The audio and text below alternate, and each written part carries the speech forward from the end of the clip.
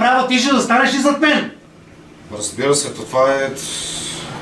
Това са пълни глупости. Момчета, ще заставате ли зад мен, ако не Неспоримо. Делчо!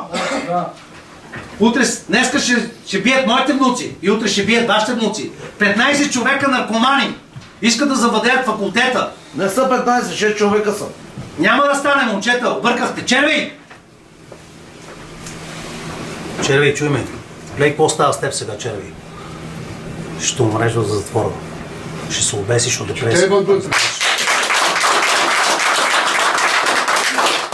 Червей, чуй ме. Гледай, Червей, какво ще стане с теб. Там ще те изнасила от затвора.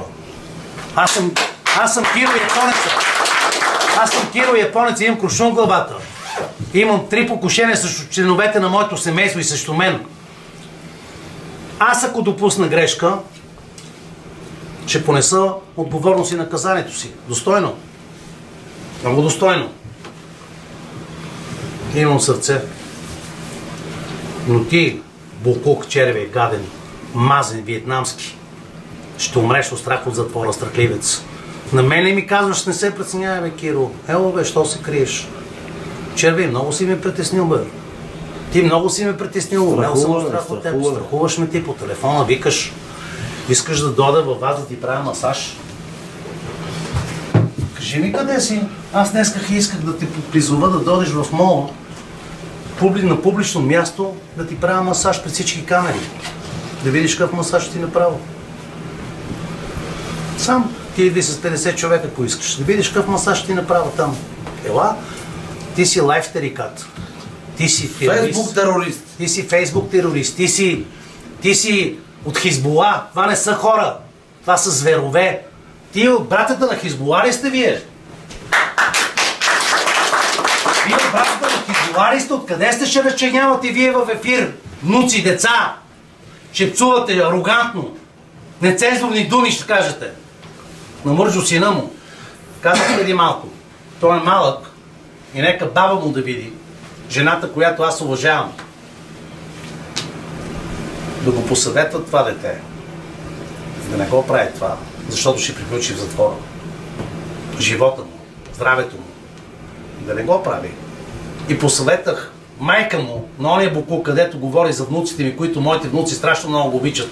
На този, където казва: ало, Киро, това ти е края да знаеш. Ще те намеря, моето момче, спокойно. Скоро ще влезе в затвора. На майка ти Троянка се обадих аз и казах на майка ти Троянка да те посъветва да стоиш мирно.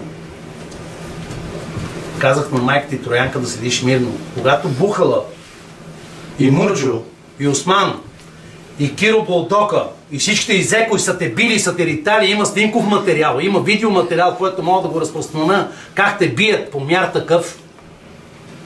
Ти дойде при мен. Курво! Ти дойде при мен.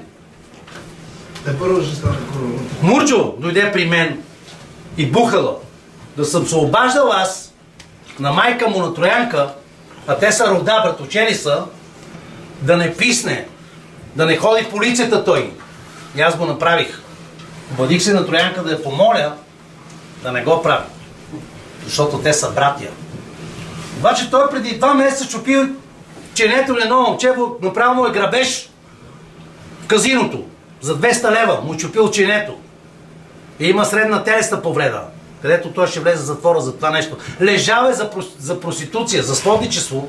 Е лежал в Париж, във Франция. Не знам дали точно в Париж е лежал в затвора. Във Франция е лежал в затвора. Във Франция 4 години или 3 години или колко лежал. Насилство и за разпространение на амфетамини и наркотици на улицата. Сега, всичките сводници, които са там утре, които ще направят протеста, на което